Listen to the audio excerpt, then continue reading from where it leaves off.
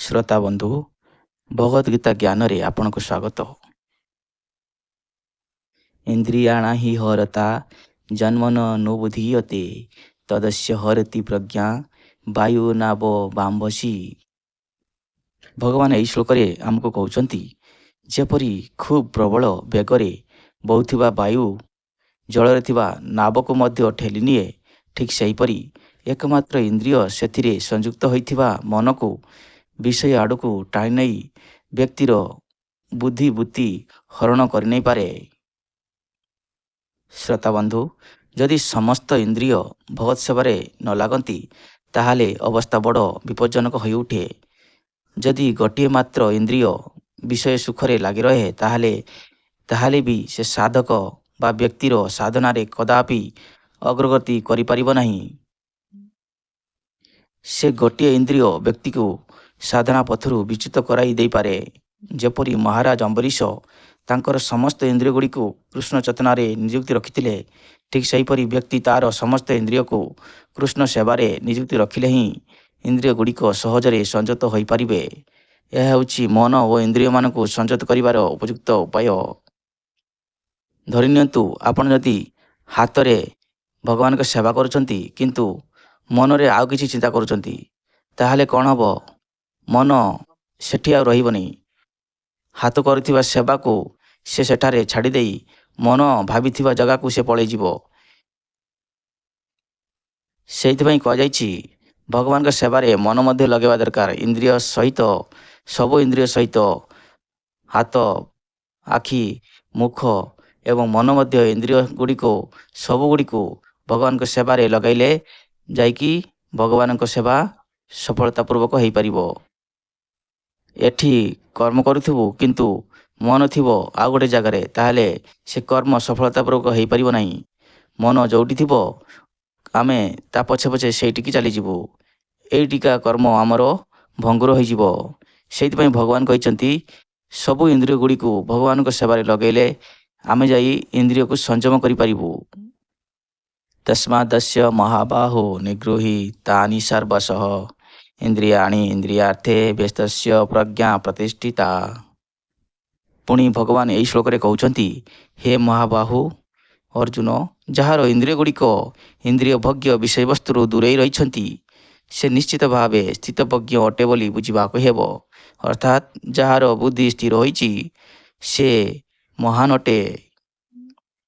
एक बलिष्ठ शक्ति द्वारा जेपरी शत्रु माने निपात होती बा शत्रु वश्यता स्वीकार करे, अर्थात जदि जड़े शक्तिशाली लोकठारे बहुत शक्ति थाए ता सामना लोकटी जदि शक्तिहीन होता है ताहले से दासत्व स्वीकार करे। यही कथा कह जाइछि। ठीक सेहीपरि ये दुर्दांत इंद्रिय गुड़िक केवल कृष्ण चक्र कृष्ण सेवार ही बशीभूत हो पारिबे। एठारे कह जाइछि जे ए दुर्दांत इंद्रिय गुड़िक आमे एमिति चाहिए सी बशीभूत हेबे नहीं। तांकु जदि एठारु काढ़ी नहीं आउ कईटी आमे रखिपारिबा कामरे लगे पारिबा आउ कईटी माने भगवान सेवारे ताहले सेमाने बशीभूत हो पारिबे एवं आम मन इच्छा सेमाने काम करिबे। नहले सेमाने इंद्रिय माने आमको कहिबे आमे तांको कथा सुनिबु। अन्य कौनसी प्रकार मानविक प्रचेष्टारे यह बशीभूत हो पारिब नहीं।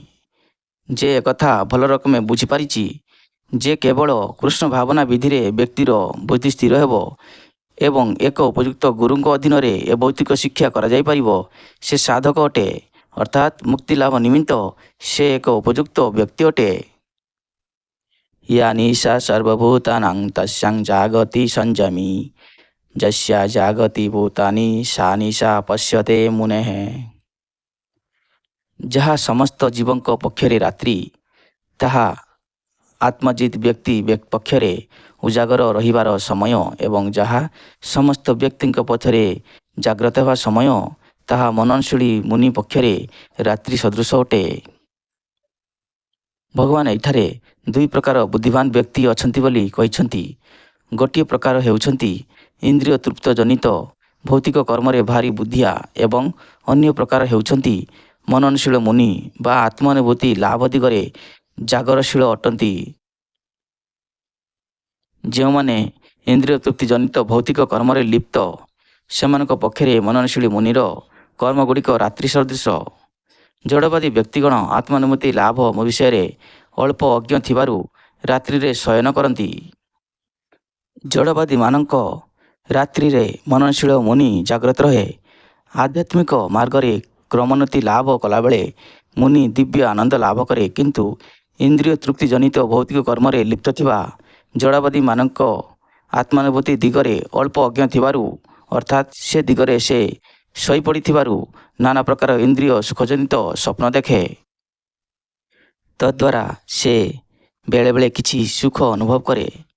ସେତେବେଳେ ସେ ନିଦ୍ରାବସ୍ଥାରେ ଦୁଃଖ ଅନୁଭବ କରେ। କିନ୍ତୁ ମନନଶୀଳ ମୁନି ଭୌତିକ ସୁଖ ଦୁଃଖ ପ୍ରତି ବରାବର ଉଦାସୀନ ଥାଏ।